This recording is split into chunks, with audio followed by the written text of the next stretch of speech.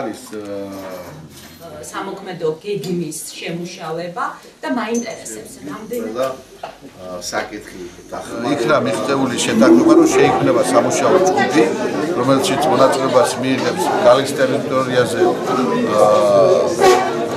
არსებული ამ საერთაშორისო ორგანიზაციის წარმომადგენელი, თბილისში არსებული ორგანიზაციის წარმომადგენელი და ისინი ერთად ალბათ ქალბატონ ციხელაშვილთან განიხილავენ ამ საკითხს.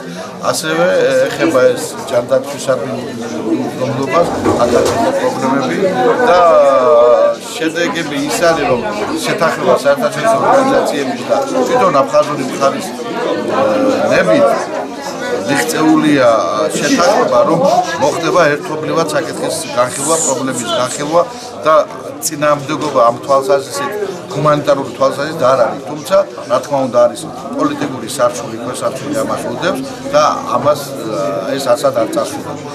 რა თქმა უნდა, იყო ლაპარაკი იმაზე, რასაც ქვია 11 კილომეტრში კიდევ ერთი სულთან ნაბიჯით მათი შემოჭრა, თუმცა კონკრეტული პასუხი ჩვენ არ მიგვიღია და ეს გადაიდო მომძებნო შეხვედრისათვის. აფხაზებს თვითონ არ აქტიურია თვალსაზრისით, მაგრამ უარაში ამაზეც იყო ლაპარაკი. მნიშვნელოვანია შეხვედრა, იმიტომ რომ აფხაზეთის მინისტრ საბჭოს თავმჯდომარე ჩამოვიდა, როგორც მოგეხსენებათ, მაგი იყო ჟენევაში შეხვედრაზე, 4 წლის შეხვედრაზე აფხაზებთან, რუსებთან. და ძალიან კარგია, რომ ასეთ ფორმატში ეს შეხვედრა შედგა. ისე ანგარიშივით გამოვიდა დევნილების წინაშე, არასამთავრობო ორგანიზაციის წინაშე, თქვენ წინაშე.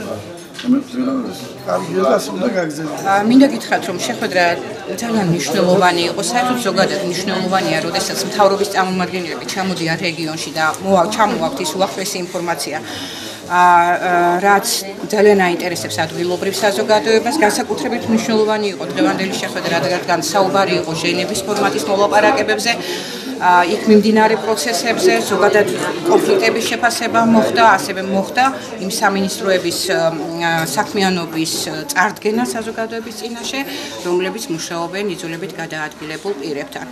ვფიქრობ, რომ ასეთი სახის შეხვედრები უნდა იმართებოდეს ძალიან ხშირად და ყველა სამინისტროს წარმომადგენლები, ასევე როგორც ბატონი ვახტანგი, უნდა მობრძანდებოდნენ და თავიანთ ინფორმაციას საზოგადოებას უნდა აწვდიდნენ.